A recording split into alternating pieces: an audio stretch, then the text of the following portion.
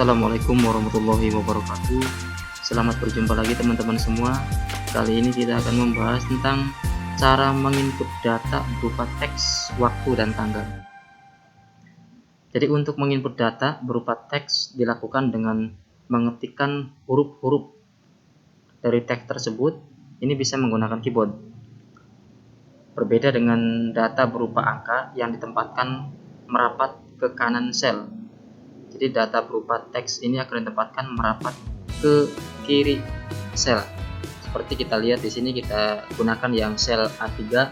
Kita ketikkan di sini misal angka 2023. Kemudian kita enter, maka angka ini akan merapat ke sebelah kanan sel A3.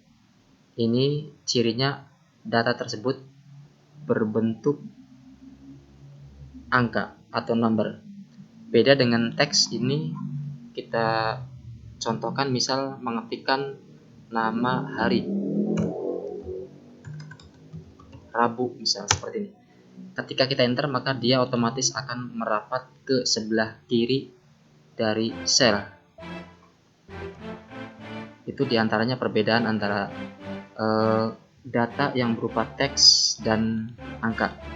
Nah, berikutnya adalah jika data yang kita ingin masukkan adalah berupa waktu, ini kita bisa menggunakan tanda titik dua. Seperti kita akan mengetikkan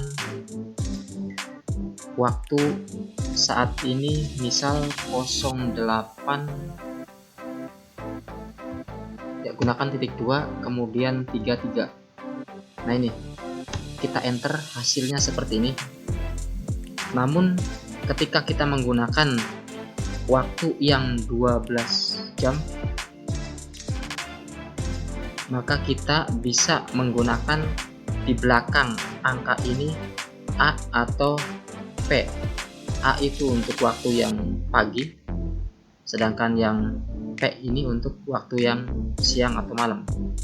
Ketika ini waktunya masih pagi, berarti di belakangnya kita ketikkan 0833A. Maka dia otomatis akan memunculkan ya, waktu 8.33 AM. Artinya ini waktu pagi.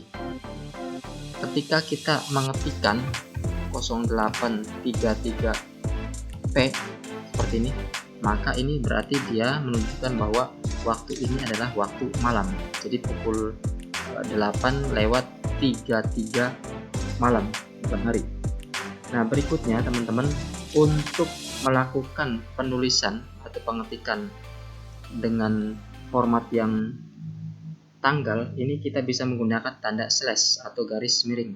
Seperti misal tanggal 22 misal Februari 2023. Maka kita bisa mengetikkan di sini 22 kemudian slash 02 slash 2023. Ini format yang digunakan untuk menginputkan data berupa tanggal.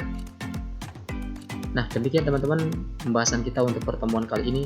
Mudah-mudahan ada manfaatnya. Terima kasih. Wassalamualaikum warahmatullahi wabarakatuh.